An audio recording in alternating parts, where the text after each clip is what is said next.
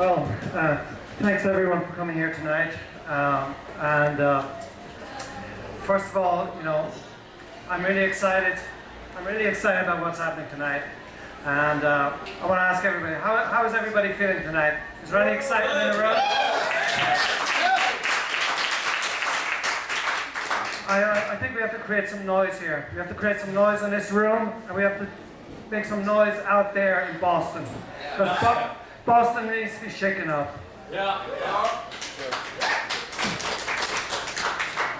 Well, so far, as speakers have said, the campaign is starting to gather some steam. It's starting to take off. We really got out there. We mobilized supporters, activists to get on the ballot.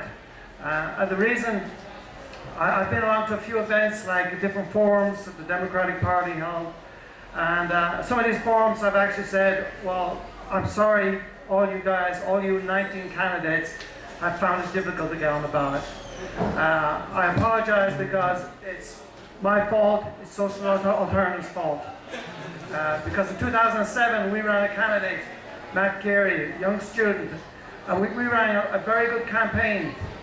We were the only candidate and candidacy that actually put out there that we oppose cuts, we oppose tax and public services. We also put out the idea that the economic crisis, the cost of the economic crisis, shouldn't be paid for by working people. That's one of my supporters here. You can see how excited this guy is. That's Cleo. That the crisis mustn't be paid by working people. It should be paid for by who caused the crisis, the 1%.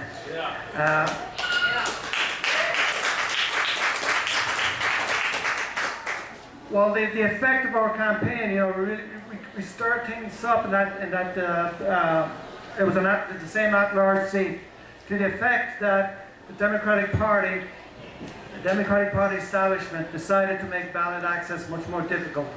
They tripled the number of signatures required to be collected, and they halved the time to 3 weeks. And as my wife Dorothy says, within the first week we had enough signatures, and we were one of the first 3 candidates to actually pass the requirement to get on the ballot.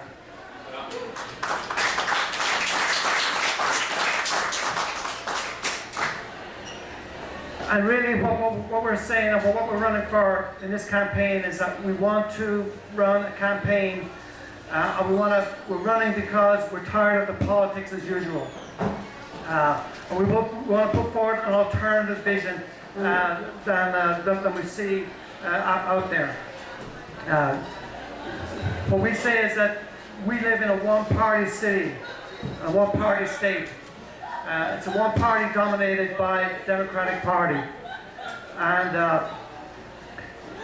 one thing I usually say about the Democratic Party, the Democratic Party isn't really very democratic. We have a situation where Boston politics is really governed by, we have a city council that's been devoid of power, that doesn't have really real power-making decisions. And we have a mayoral system that has unprecedented dictatorial powers. We just saw the resignation or the stepping down of King Menino, and there's dozens of candidates now lining up to be the new king.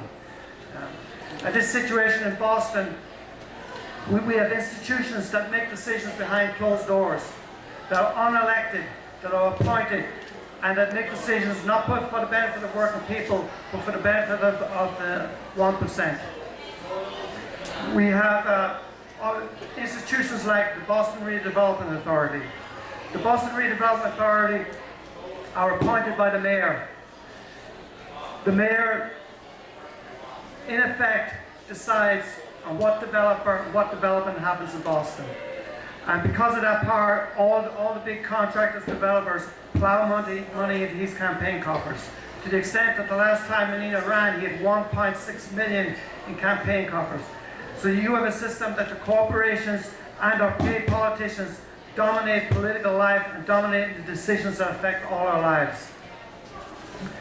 And what we're saying is that we want to change that situation. We want to put forward an alternative where the decisions are made for the benefit of working people.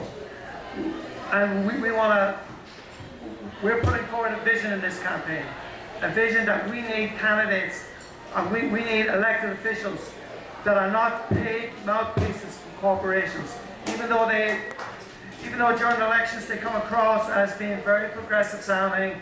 You know, if I hear another politician talk how much they love Boston and how proud they are to be in Boston, I'm going to throw. Well, how proud are they? Are they proud to rule in a city where the majority of people, the working people, can't afford to live and to raise their families in the city? Are they proud to have to be in a city where the minimum wage is $8.25? $8.25 is not enough to survive. And that's why our campaign has launched a campaign for the fight for 15 and a union.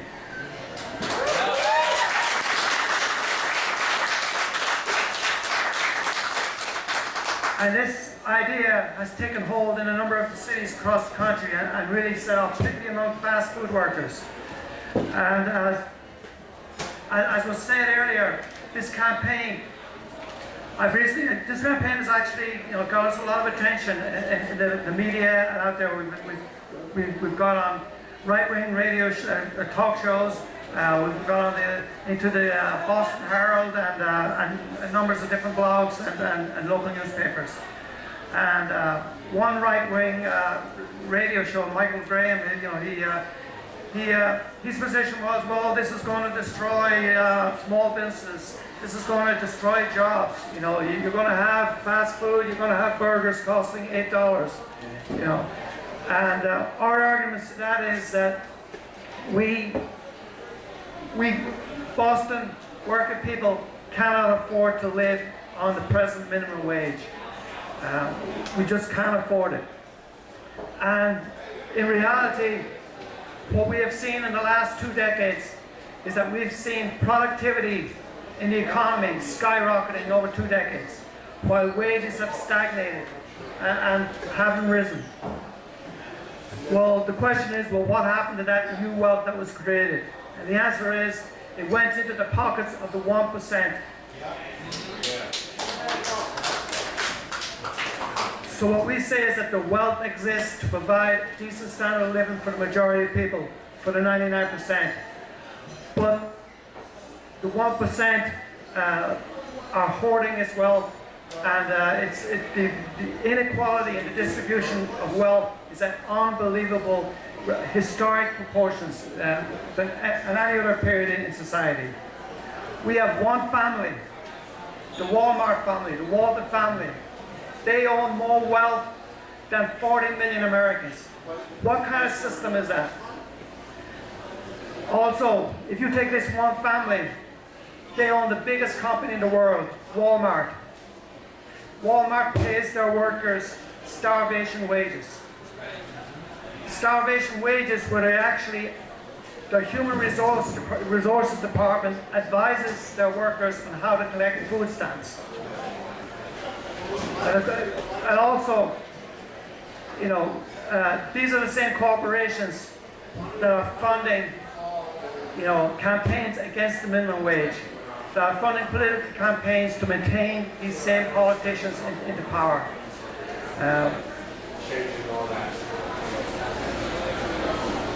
So some of the other issues that our campaign feel are important that we are raising are the issue of affordability of housing. Boston is actually one of the most expensive cities in the United States to live in. And last year it had the second highest increase in housing costs and rents in the country. We've seen in the last period huge numbers of people that were foreclosed, that lost their houses because the banks sold them toxic, fraudulent loans, shoved them on them, and then they moved to kick them out.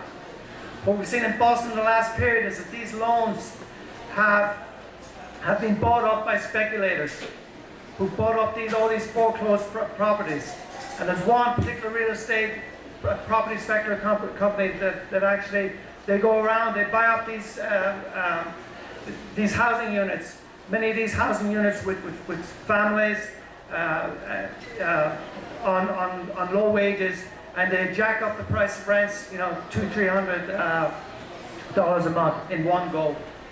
And you have a system where the political establishment, the mayor or whatever, their election campaigns, their coffers are being full of a huge amount of donations coming from these same people.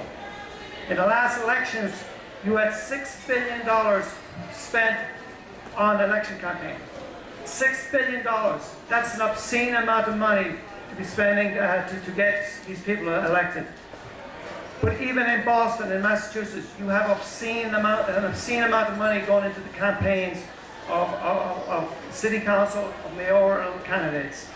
Now you ask yourself, why are corporations putting in money into a city council? A city council that has no real power, that only doesn't have any discretionary budgetary power, that can only vote up or down the budget the mayor imposes. Why do they even bother to put money into that kind of a campaign? The reason is because exactly the city council doesn't have any power. And they can continue the status quo of enriching themselves at our expense. And our campaign wants to change that. And we don't feel our campaign, when I'm elected as the city council, that me as an individual would be so brilliant that I'll convince all these corporate politicians of the error of their ways. We don't believe that. We believe that mass movements change society.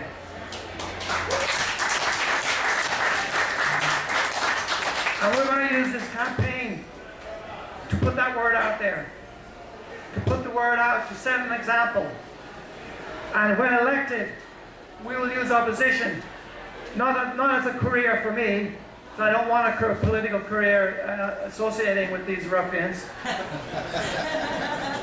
But we will use the position as a platform to support and to help build these movements that will change the way things are done, to change politics as usual. And to make me accountable and to make me able to understand what working people go through on a day-to-day basis, I will only accept the average Boston wage, and the rest of the 87,000 these councils make, will go into supporting, financing, and building these campaigns.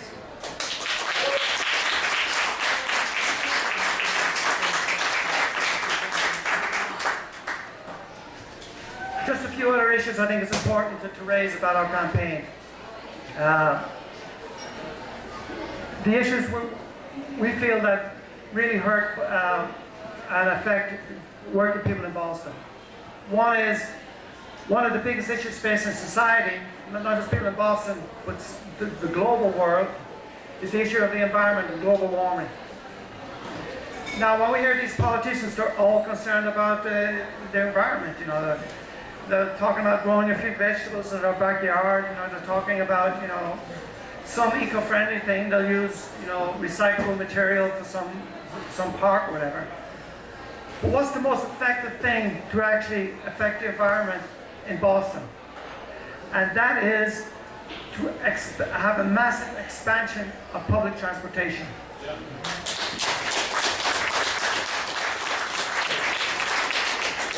Now what the city council, what the mayor says is that, well, because the public transit authority owe the banks a huge amount of money, we have to slash funding towards public transit. We have to increase the fares. That has the opposite effect. That reduces people's ability, and we also got to cut bus routes. Now, one direct effect on that, on say seniors. A month or so ago, I was at an event in JP, and I was talking to some seniors or whatever, and what they had said to me is that, well, the ride that we depend on, the cost of it has just doubled. We're on fixed incomes. Our ability to actually go to our doctor's appointment, just to go to the store and to get out in the community, we just can't get out anymore. So we're isolated more and more away from the community. That's the type of society that the establishment politicians are putting forward. With all their talk about progressive and we want to change things. The reality is that they totally agree with the synopsis that Working people must pay for the gambling habits of the 1%. And no matter what way they disguise it in all their flowery language during an election, that is what's support. Now the only way to counter that is to elect candidates that aren't funded with corporate money. And our campaign will not accept any corporate donations.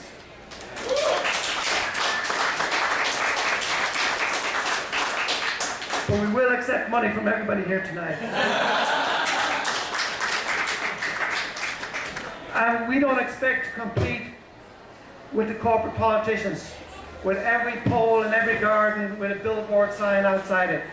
What we're going to do is that we're getting out there, we're going to knock door to door, we're going to start talking to people about the issues, we're going to start talking to people that there is an alternative way of doing politics. That you can run a campaign without hundreds of thousands of dollars of corporate money. That you can run a campaign based on ideas that there's a better way to organize society. A campaign that puts forward the idea that the wealth exists out there. We live in one of the richest cities, in one of the richest countries in the world. In fact, this is the richest country in the history of humanity. To say it's a crime that they put forward that there's no money out there. We have to cut costs. The only austerity and cuts that are happening are for working people. They are making more money, the CEOs are making more money than ever before. And even if they just collected the damn taxes they were supposed to pay, we would have much more money available.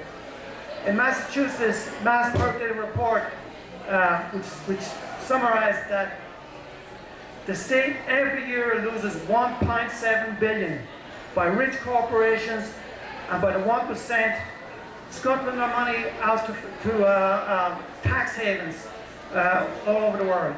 And that is just the tip of the iceberg of the wealth that exists. And what we need is not just one candidate running for city office. We need every group that's fighting on the interests of working people, whether it's on the environment, whether it's for women's reproductive rights, whether it's against racial discrimination, for rights for people to marry whoever they love. We need all those groups have to rethink their strategy. And the strategy I know within my union, I'm a member of the Mass Nurses Association, among the Labour movement, and with a lot of NGO type organisations, is that of lesser evilism. We got to support, we can't get a lot of Republicans get into power. We got to support the lesser evil. And that strategy, well, how has it been working? It's been a disaster. And what we got to say is that, well, if you keep supporting lesser evil, you're going to get more and more evil. That's right.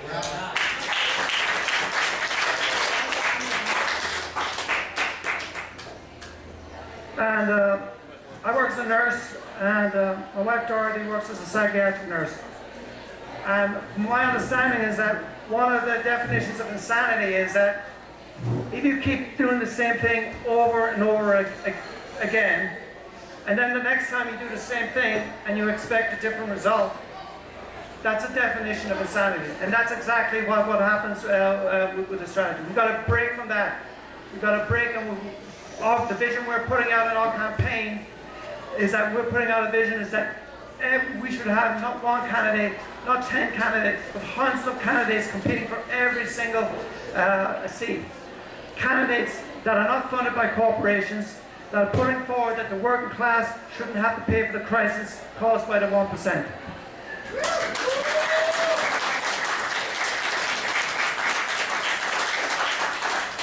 And that this will be a step towards what is needed. The 99%, we need our own political party. We have two parties of Wall Street. We need our own political party.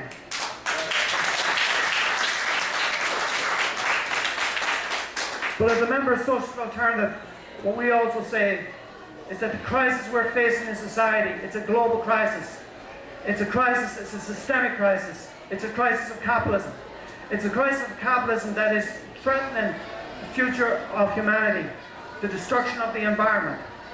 And what we need when we talk about climate change, to counter climate change, we need system change.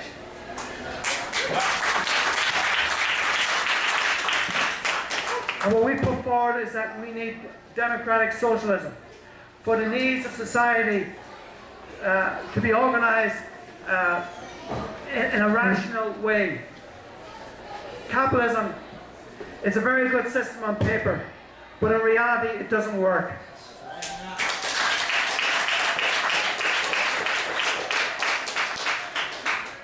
We need democratic socialism. We need solidarity. And it's only in that way that we can overcome, that we can have the resources we need to actually rebuild our economy, rebuild our society, have a rational society where people are treated with human dignity, where when productivity goes up, instead of being laid off, that your work week is reduced. So I would encourage everybody here tonight to go out, to volunteer, sign up for a campaign and volunteer, and to go out there, tell your friends that something is happening in Boston. There's a campaign for a different form of politics, and this campaign is going to take off and we're going to shake things up. Thank you.